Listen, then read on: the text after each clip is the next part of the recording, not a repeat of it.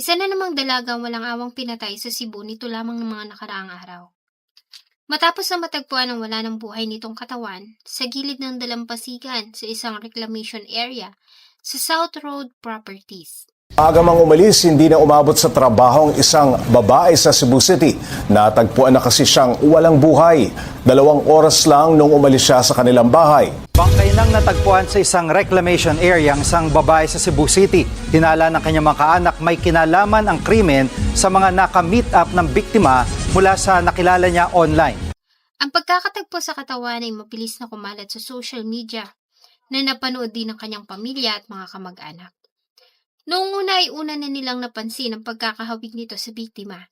Subalit naging panatag sila na hindi ito ang dalaga hanggang sa hindi na nga ito umuwi sa kanilang bahay kinagabihan. Ano nga ba ang nangyari sa 22 years old na si Nika Denise Lagria? At papaano nakarating ang wala ng buhay niyang katawan sa South Road Properties? Bago ko po ipagpatuloy ang ating kwento, sa mga bago po sa channel ko at nais sa mga ganitong klase ng kwento ng krimen na nangyayari sa loob at labas ng ating bansa ay maaari pong pakipindot ang ating subscribe button at notification bell para ma-notify kayo pag may mga bago tayong upload na videos. November 19, 2024, isa lamang ordinaryong araw sa mga mamamayan ng Cebu City nang makatanggap ng tawag ang tanggapan ng kapulisan sa Cebu tungkol sa natagpuang wala ng buhay na katawan ng isang babae sa gilid ng dalampasigan sa South Road Properties. Nang magtungo sila sa area kasama ang soko, ay dinatnan nila ang kalunos-lunos na kalagayan ng biktima. Nakadapa ito sa mabatong bahagi sa dalampasigan. Nakasuot ng kulay itim na damit at pantalon. Bagamat nakamedyas, ay wala itong suot na sapatos o tsinelas. Kitang-kita din ang mga bakas ng bugbog at pasa nito sa kanyang mukha at leeg. Noong una ay naging palaisipan sa mga investigador ang pagkakakilanlan ng biktima dahil sa wala silang nakitang identification card o anumang gamit nito sa crime scene. Kaya naman ay agad silang nanawagan sa social media sa kung sino ang maaari nakakakilala sa dalaga. Hanggang sa may mga taong nagtungo sa funeral home kung saan dinala ang katawan. At dito na nga positibong kinilala ang biktima na ang 22 years old na si Nika Denise Lagria. Ang pamilya Lagria ay simple lamang na namumuhay sa barangay Yate, sa bayan ng Liloan sa northern na bahagi ng Cebu. 4 silang magkakapatid at si Denise ang bunso. Kaya naman mahal na mahal ito ng mga magulang at nakatatandang mga kapatid.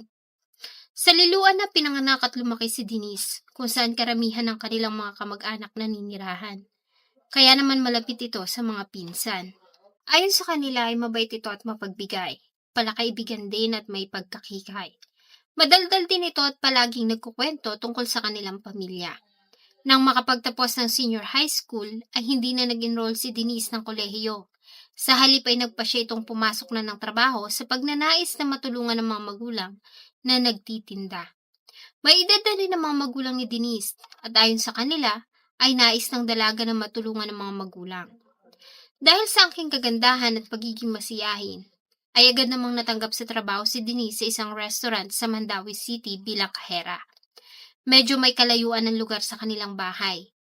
Dahil nga sa kabi-kabilang krimen na nababalita sa Cebu, ay mas pinili na lamang ni Denise na tumira kasama ang pamilya kesa sa mangupahan ng silid sa Mandawi City. Mula sa kanilang bahay sa Barangay Yate, ay gumigising si Denise ng alas 3 ng madaling araw. Ganon din ang kanyang ama na siyang naghahatid sa kanya sa sakayan ng multicab. Ayon sa kanyang ama noong madaling araw ng November 19, 2024, tulad ng nakasanayan, ay madaling araw pa siyang nagising. Sakay ang kanilang motorsiklo ay inihatid niya ang anak hanggang sa makasakay ito sa isang multicab. Bago siya umalis para umuwi ay sinisiguro niya munang nakasakay na ito at susunduin niya naman ito ng alas 9 ng gabi sa parehong lugar. Ayon sa mga kaanak at mga nakakakilala kay Denise, ay napanood nila ang balita tungkol sa natagpo ang babae. Ilang oras lamang mula nang umalis si Denise. Kaya naman malakas ang paniniwala nila na hindi ito ang napabalitang natagpo ang katawan. Hanggang sa sumapit na ang oras para sa pag-uwi ng dalaga.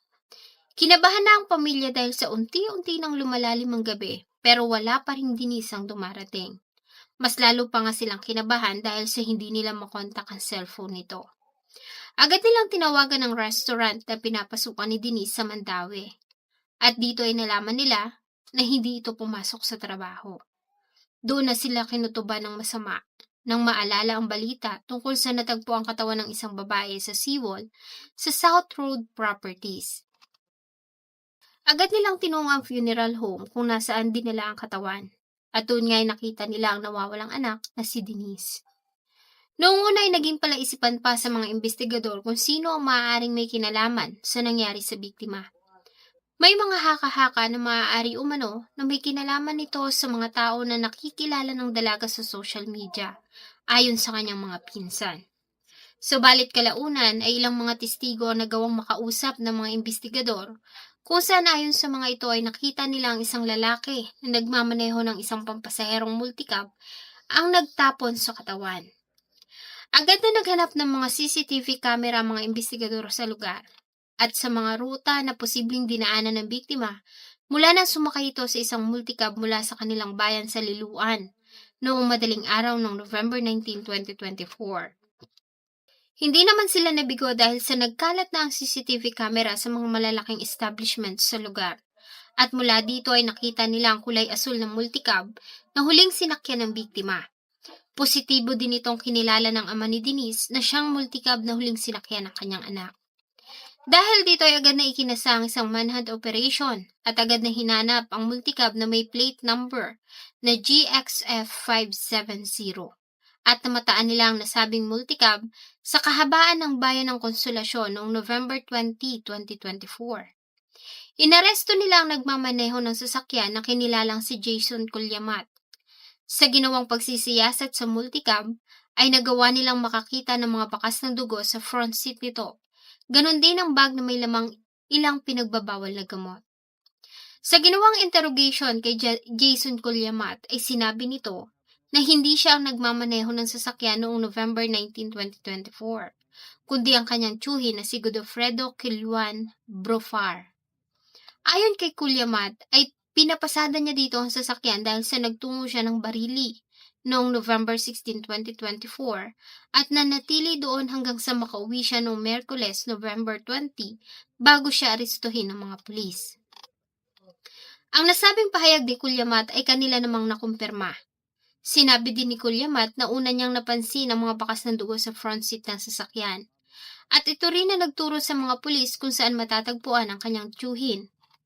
November 21, 2024 ay naaresto ng mga pulis ang tinuturong pangunahing suspect sa pagpatay kay Denise na ang 35 years old na si Godofredo Brofar sa San Remigio nang ganap na alauna ng madaling araw.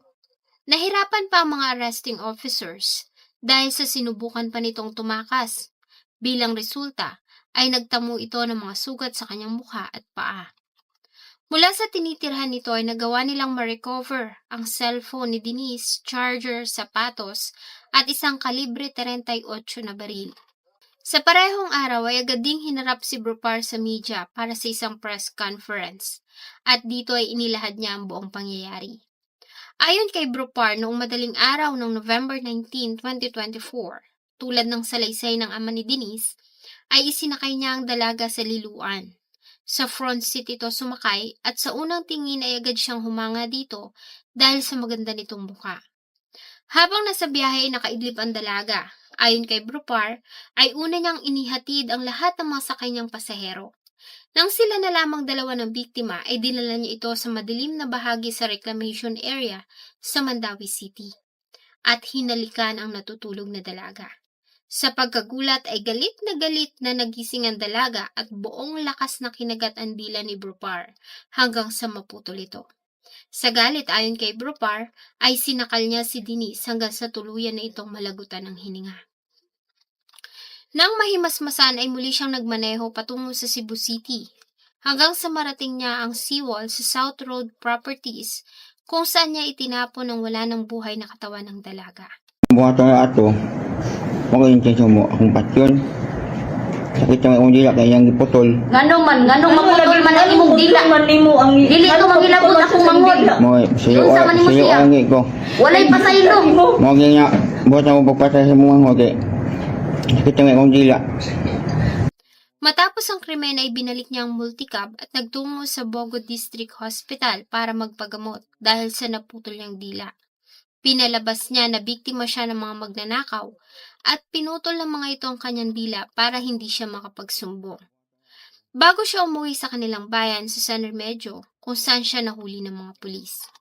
Inamin din ni Brupar na dati na siyang gumagamit, subalit ayon sa kanya nang gawin niya ang pagpatay ay hindi siya gumamit at hindi rin siya nakainom ng alak. Maliban sa mga ibinigay niyang salaysay, napag-alaman din ng mga investigador na si Godofredo Brupar ay dati nang nasangkot sa kasong pambastos at hindi lamang isang beses, kundi 8. Galit na galit naman ang pamilya ni Denise na makaharap nila si Brupar sa ginawang press conference. Nagpaabot naman ang suspect ng labis na pagsisisi at humingi ito ng tawad. Ganun pa man para sa mga nagmamahal kay Denise ay walang kapatawaran ang ginawa nito. Sa kasalukuyan si Brupar ay nasa custodial facility ng Mambaling Police Station habang pinag-aaralan pa ng mga pulis ang patong-patong na kaso na isasampa laban dito. Samantala, bagamat nalinis ang pagkakasangkot sa kaso, ay mananatili pa rin si Jason Culuyamat sa kustodiya ng mga pulis at nahaharap naman sa ibang kaso hinggil sa nakuhang mga kontrabando sa posesyon nito. Pinuri naman ni Cebu City Mayor Raymond Alvin Garcia ang Mambaling Police dahil sa naging mabilis na pagkakahuli sa may sala at pagkakaresolba ng kaso. Bagamat hindi pa nahahatulan sa nakalap ng mga ebidensya at testimonya ng akusado, ayon sa Mambaling Police, ang kaso ay opisyal na nilang kinukonsider na solved at closed.